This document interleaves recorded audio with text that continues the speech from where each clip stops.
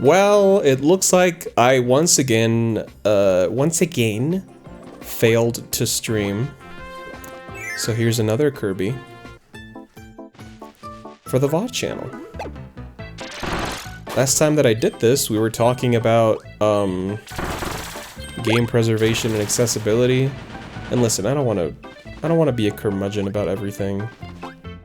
I am just thankful that I have the things that I have and that I kept my video games so I don't have to rely on remasters and ports, which are often not as good as the original.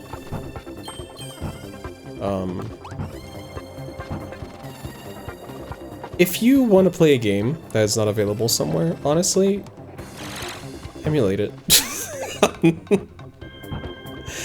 It's easier than ever these days to emulate anything you want. So why wouldn't you?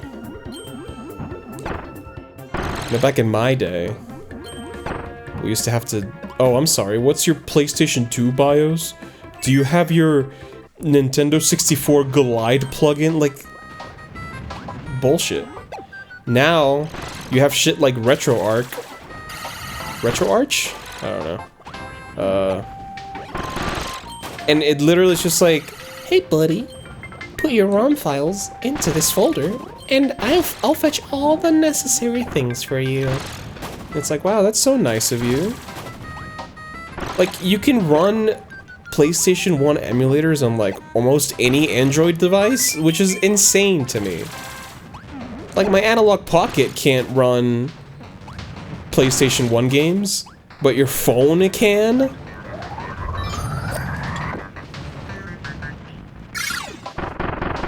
I mean, you can even run GameCube on a phone. That shit's crazy. Okay, where the fuck is this gear?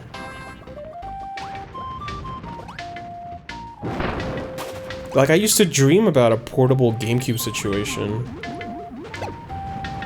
And I kinda got it with the Steam Deck. But I could also have it by just getting like a cheapo Android phone.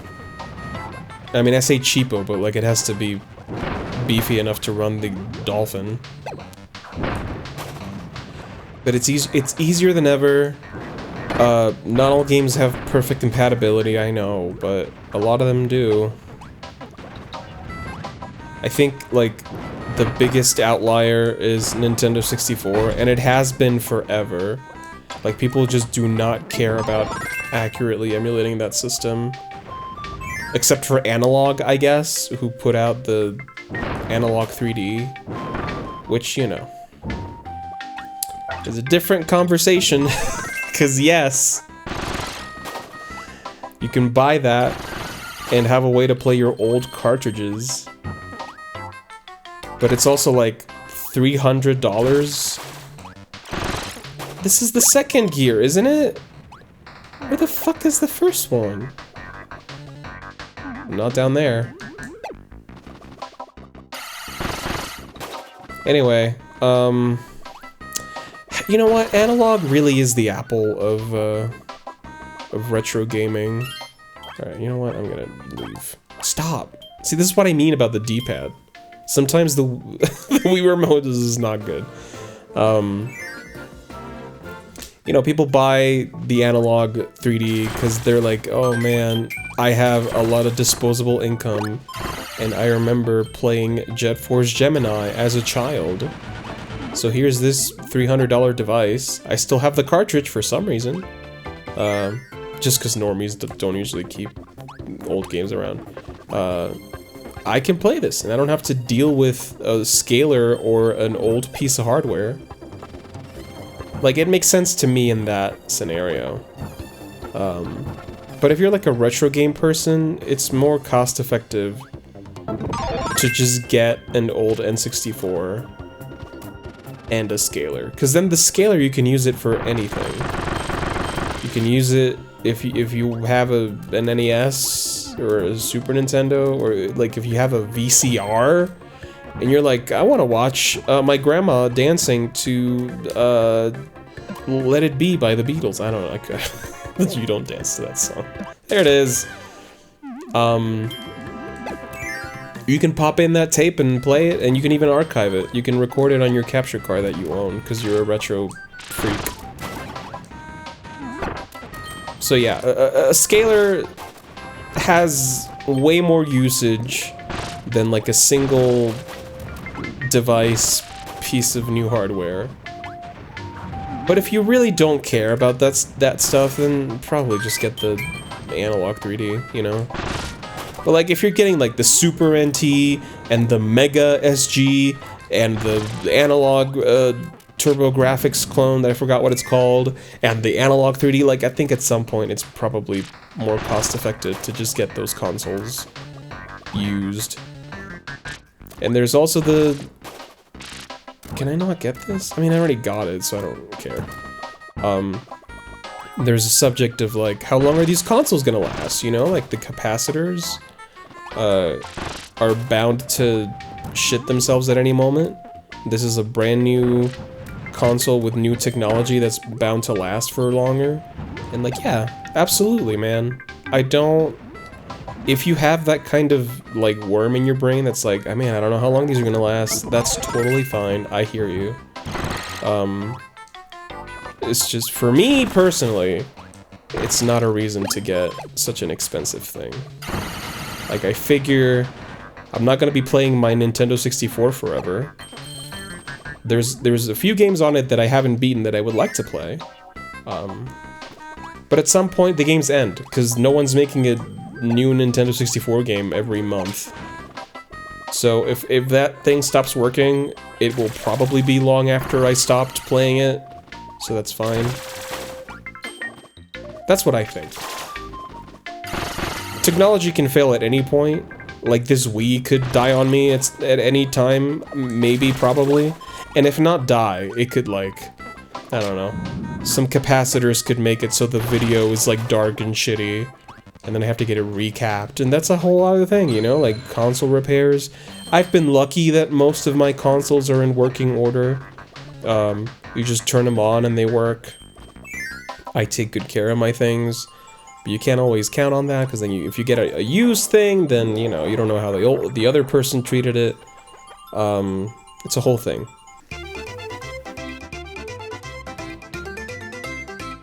But, you know, that's another point for emulation. You can just emulate whatever you want. It's fine. If you want to play something that is not easily accessible, just get the ROM or the ISO and just go to town, man. There's really no argument towards the purist collection of, like, you have to keep these games in your home and all these consoles. Like, I really don't see the benefit of that. Like, realistically, there's no reason to do it.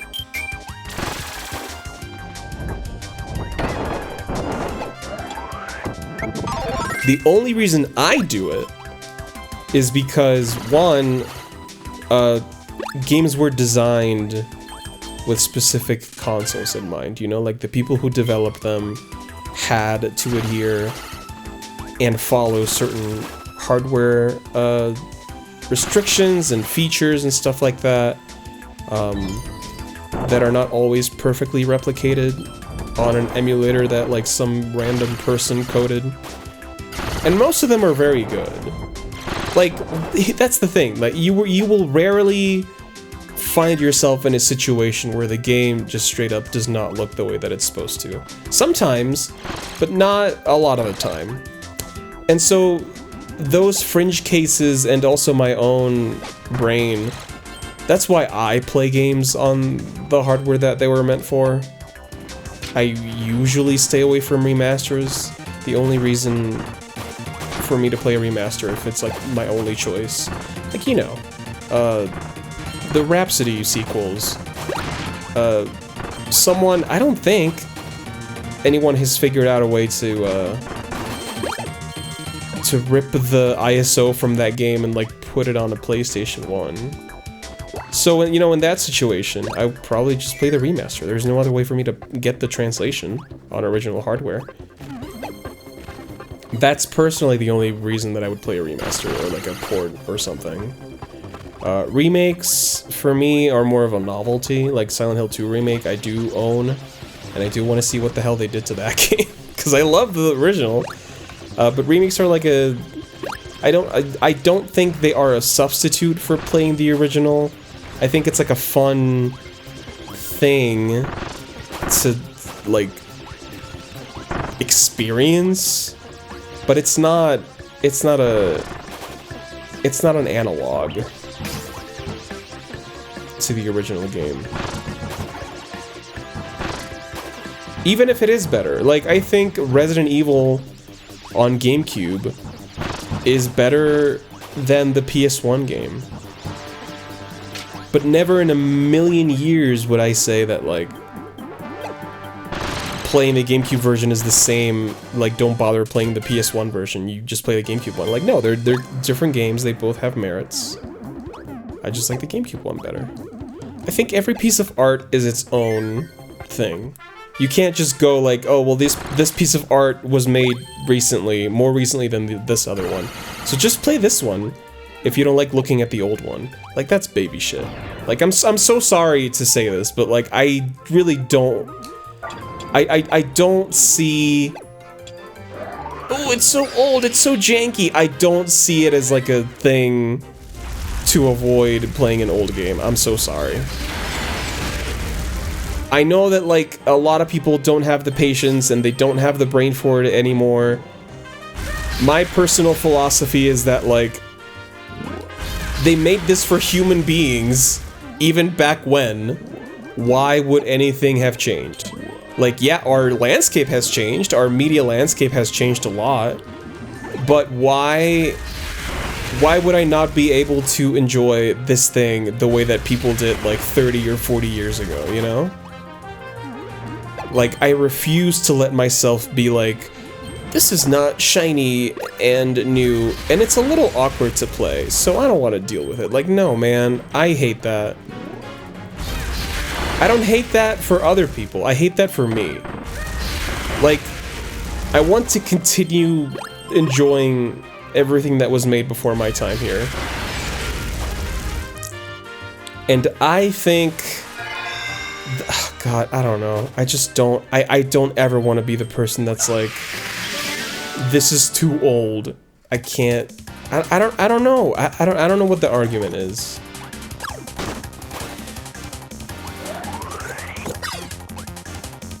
Like, is it like when food goes bad because it's too old? Like, that's objectively not edible anymore. But like a piece of media? Unless it's on a format that you can't watch anymore, it's like, what? Why not watch it? Oh, fuck. Why not enjoy it? Why not do it? Why not play the Game Boy game? You know? Like, yes, it's in black and white. Yes, it only has 2 buttons. But that's how people played it back in the day, man! That's why they made the remake. It's because people enjoyed it back in the day. It clearly had some merit to it. That's what I think. And I've said as much before. And I never stop saying it. I'm so sorry. It's just something that I have to contend with very often in social media and like anything that anything that I consume about like old stuff. It's a common sentiment. Like, people will play an old game and it's like, oh, well, is there a widescreen hack for this? Is there like a 60 FPS patch? It's like, dude, come on. What's the problem with 4x3? What's the problem with 30 frames per second?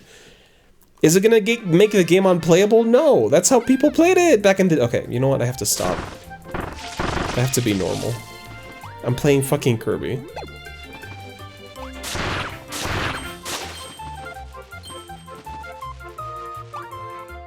Okay.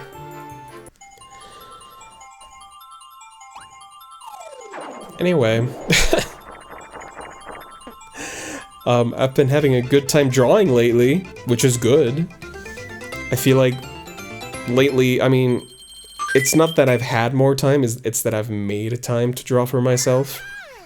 And usually I don't make time for it. Or when I do, it's like something that I don't like.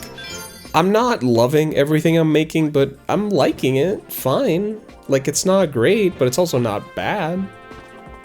So that's good. Here's the boss, stage 5. Hello. This is Metroid music. This really does sound like Metroid. That's crazy. As in my beloved Wispy Woods. You know, if nobody's got me, I know Wispy Woods got me. Okay, I'm gonna fight you with your appendages.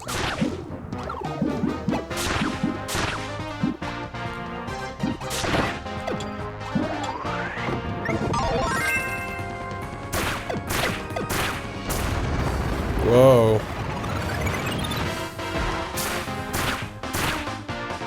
Oh, fuck. You know, I tried making flan the other day.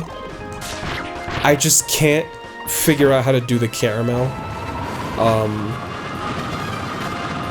It has crystallized every time. The only time that it didn't was when I followed that tip that was like, cover with a lid, and then just let it go until it starts melting, and then you can swirl it around and remove the cover, you know?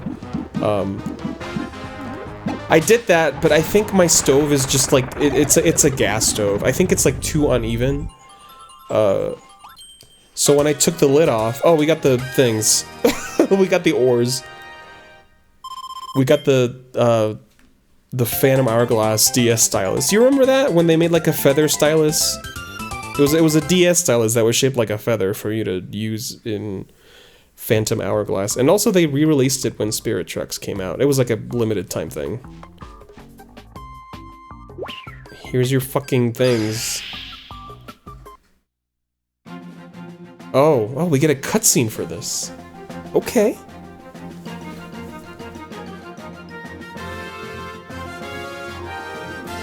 You did it. You got me back my ores. My giant, beautiful ores. Hello. Yeah, oh my god, you talk? You did it, Kirby. I'm gonna forget what this voice is. My ship has its ores back. Thank you so much. I'm counting on you to find the other missing parts. Keep up the good work. And don't forget to keep an eye out for all those energy spheres. I don't know what they do, but I want... Oh, here's what they do. If you collect enough, the broken doors within my ship will reactivate. There are 2 really cool sub-games that you can play with your friends. You have friends, don't you? That can come over and play? Not to mention copy ability rooms with all kinds of copy abilities to try out. Or see, that's nicer. If you can just keep those forever. And there are several challenge stages that will really test your skills. Okay, I like that. If you find enough energy spheres, reactivating those doors will be a breeze. So whenever you see one, be sure to grab it. Wow, you've already found 13 energy spheres? Way to go, Kirby! You reactivated the door to a challenge stage. It's over in the room on the right. Why not give it a try? Okay. This feels like where they would have added all the new shit in the Switch port deluxe thing. Sword challenge. Can you reach the goal before time runs out? Go for the high score. Yes. So, when I covered it with a lid, it was working, but because the heat is so uneven, this is just teaching me how to do it. Like, half of it was like, well, more like, okay, a third of it was burning, another third was like actually melting okay, and then the other third was still just sugar. So I was like, man, this almost worked, because it was getting color. Oh my god. I didn't know that could happen. The problem was that it was heating so unevenly that like the part that was actually melting and turning amber just burnt. So I need to figure out a way to deal with that. My current hypothesis is that if I dissolve the sugar in water first, because that's what I was trying to do at first, like, I was putting the sugar in with water, but I think what was happening is that the sugar was melting faster than I could dissolve it in the water. So it was making this mixture that was, oh, come on, that was leading it to crystallize. So I think I need to first dissolve the sugar, like take it off the heat and put it back on until it's actually dissolved in the water. And then, like, monitor it so it doesn't crystallize and it actually turns amber. And, like, swirl it around to get even heating. Because when I did the pot lid, I wasn't swirling it, I was just letting it go. And by the time that I realized that it was not melting, like a third of it was burnt.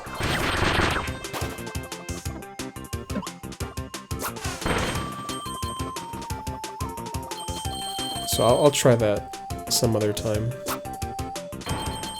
Oh my god. What a bounty.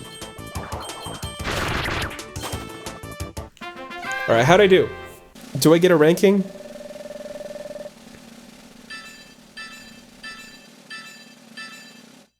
Oh my god, I got silver? How do you get gold? 25, 150? Okay, what are your pro tips? Try and... This is the same. Oh, no, it's not. Do a sword spin to unleash fury. Collect coins as you defeat foes. Charge up and do a spin slash to defeat multiple foes. I'll try it. I do want to get gold. Yeah, I think they added a bunch of these to the Switch version.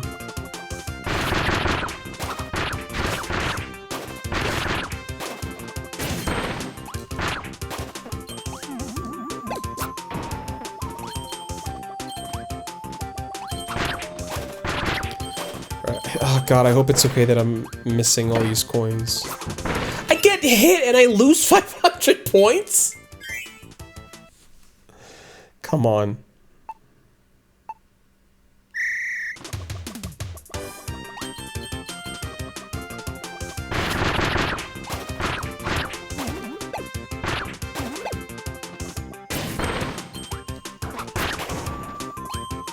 Alright, you know what? I'm just gonna keep going.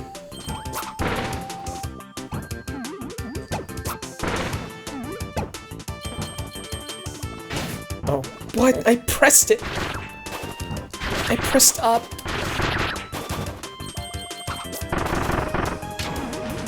Oh! Okay, you know what? That's part of why I didn't do great. I keep missing all these cool things to do.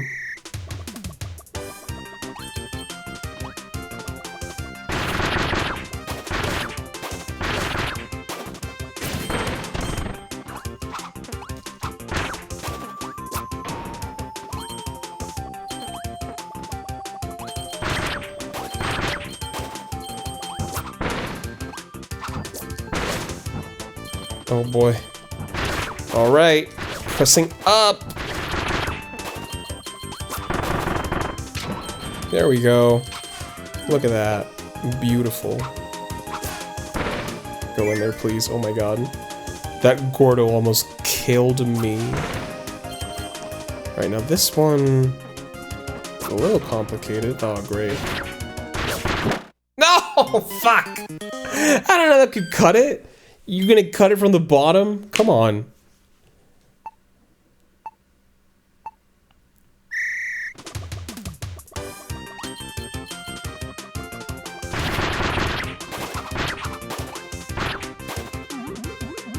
Alright.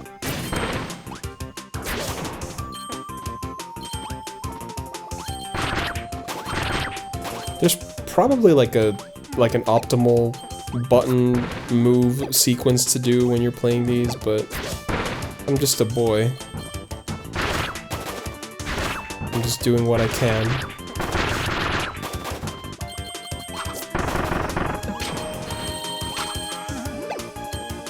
Move out of the way, Gordo. Don't have time. Okay.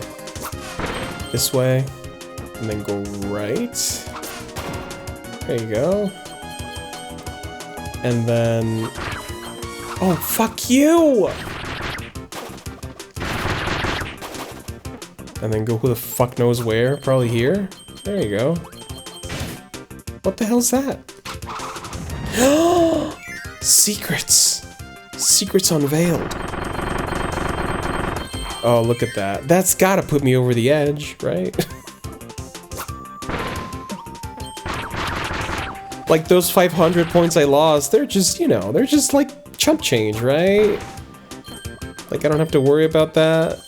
Look, I get 1,000 points from just getting a coin.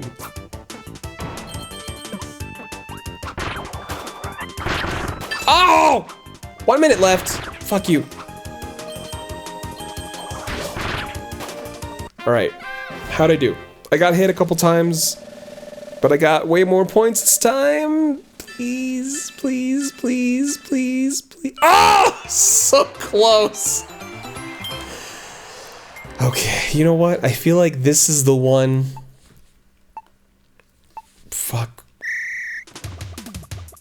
You just gotta be very diligent about not getting hit and getting a bunch of shit. I'm it. Watch how I spit. Sorry, I can't rhyme. I'm playing a video game. You touched my tit. Oh, fuck you. It's because I said tit. Game punished me for that.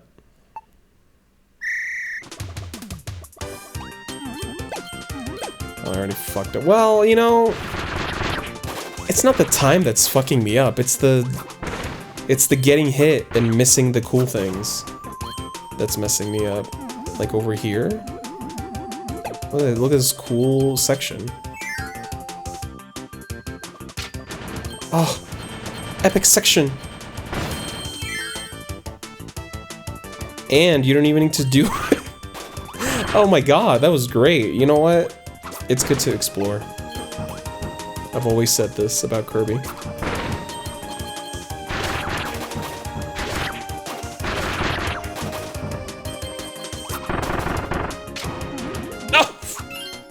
I think that's a retry.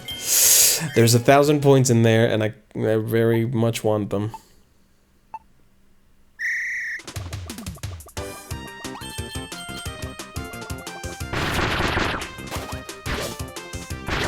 Dude, okay.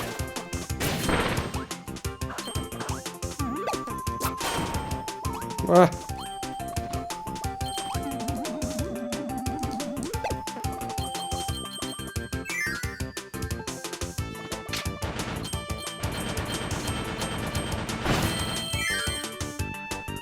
Alright, just, you know, steady. Not slow and steady, but just like steady. Reasonable pace and steady.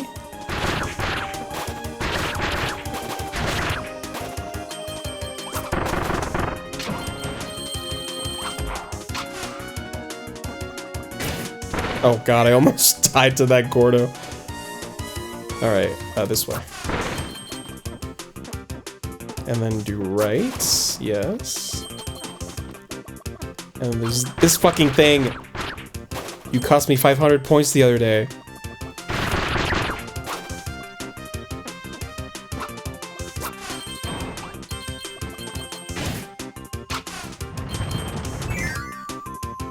And then there's this epic section.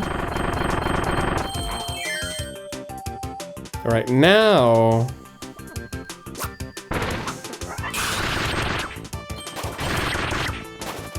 I gotta do that, but to, like, the bottom swords, you know what I mean? 1 minute left very soon.